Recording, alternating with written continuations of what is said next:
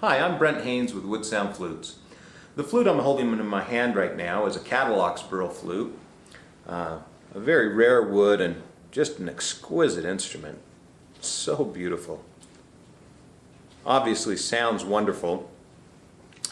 But what I want to show you in this video is how do you help your flute that you've invested in last a lifetime and last beyond a lifetime, actually become an heirloom for your family.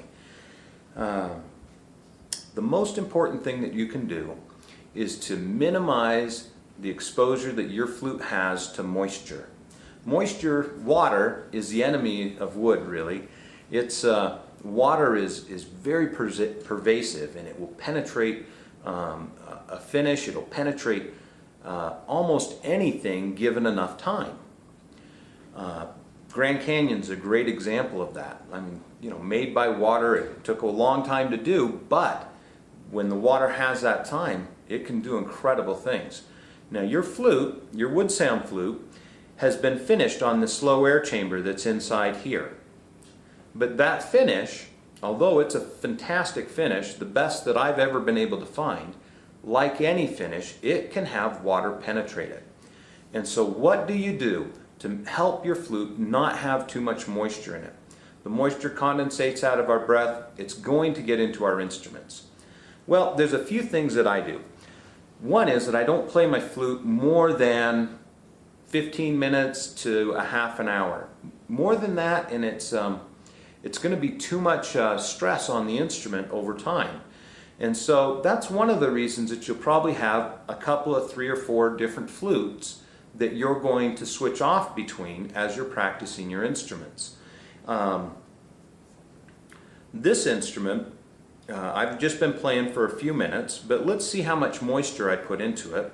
I'm going to take the totem off, and this is what I want you to do too. I can't see any moisture on the bottom of the totem, but in the air channel, I don't know if you'll be able to see it, you can see a little bit of moisture build up down here. The bottom of the totem will be the same. It'll have some moisture on it. So what I want to do, the first thing I'm going to do is I'm going to take a really soft cloth. This cloth is a microfiber cloth. I happened to pick up a bunch of these at a place called Harbor Freight. They weren't very expensive, but they're really soft and they pick up dirt and debris and hold it, and they're just excellent for cleaning. And the first thing I'm going to do is I'm just going to wipe off the bottom of the totem, and I'm going to dry it. Then I'm going to take and I'm going to clean this area in here. Just really gently, make sure I don't leave any extra fibers or anything in there. Okay? Then once I've done that, I'll remove this leather strap too. Set that totem down. There's water inside my flute. Inside your instrument here, I build in a moisture reservoir.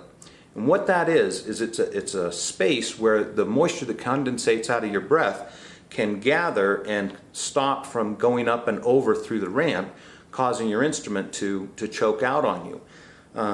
But what it does do is it builds up that moisture, so you got to make sure you get rid of it. And the best way to do that is to take the flute and you hold it upside down, and you can just tap it on your leg or on your pants, and you can tap that moisture out of the instrument.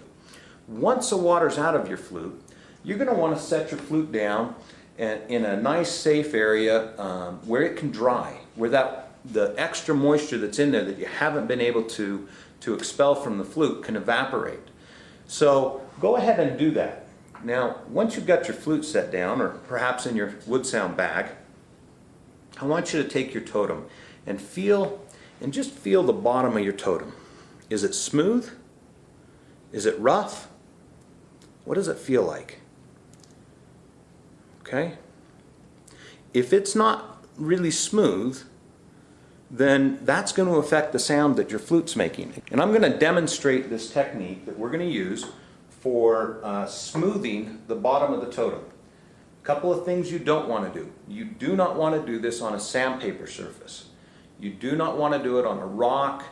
The best thing for doing this technique is a countertop, a kitchen countertop. Formica works really, really well. Granite works just fine. Rough, uneven tile I would not use.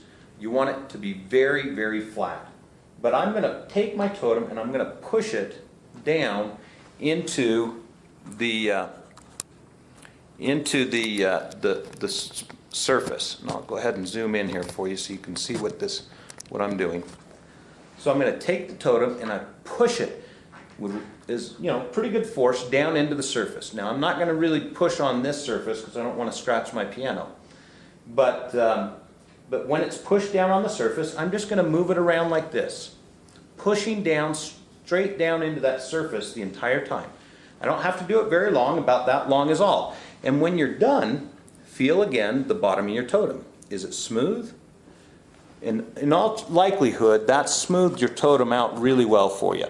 So that's going to make a big difference on how your instrument's going to play for you over the long term. So go ahead and make sure you check that. And I would really check it every time I play. What happens, and the reason that gets rough, is that the fibers in your wood here can stand up over time. That moisture causes wood to move. We leave the bottom of the totem bare on purpose. Part of its purpose is to absorb some of the water so that you don't wet out as quickly, and to help you in that regard. But the disadvantage to that is that it can get rough, and so you want to make sure you use that technique to keep it from getting rough. Let's go ahead and I want to show you how we're going to assemble your flute. I like to put the flute under my arm like this. When I put it under my arm, that allows me to use both of my hands however I'd like to. If this doesn't work for you, don't worry, do what's comfortable for you.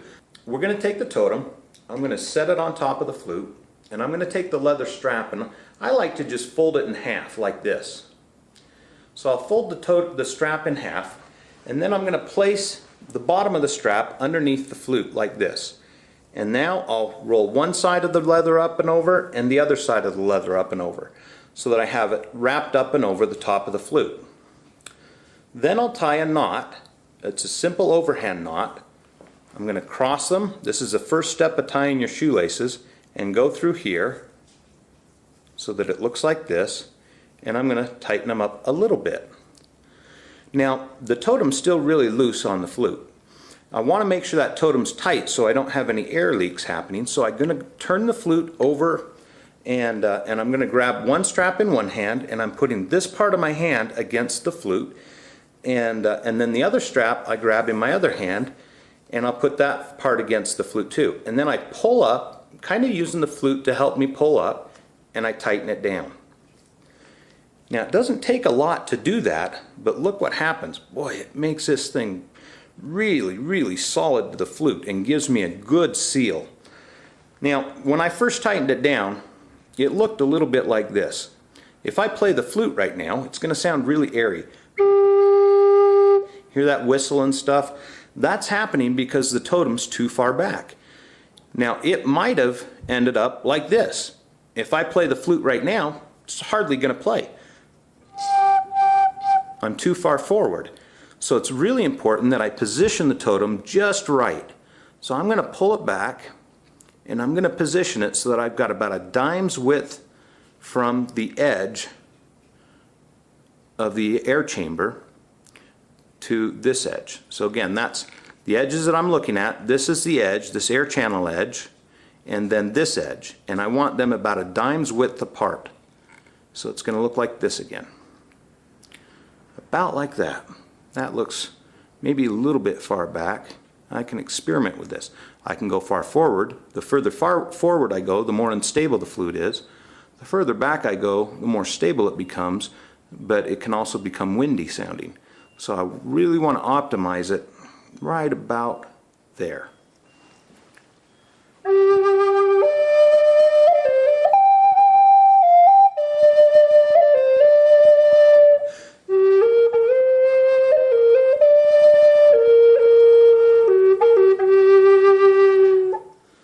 I want to thank you for your purchases of the wood sound flutes. We really appreciate you, and we hope that your journey with the Native American flute is fruitful and full of joy and wonder. Have a great day.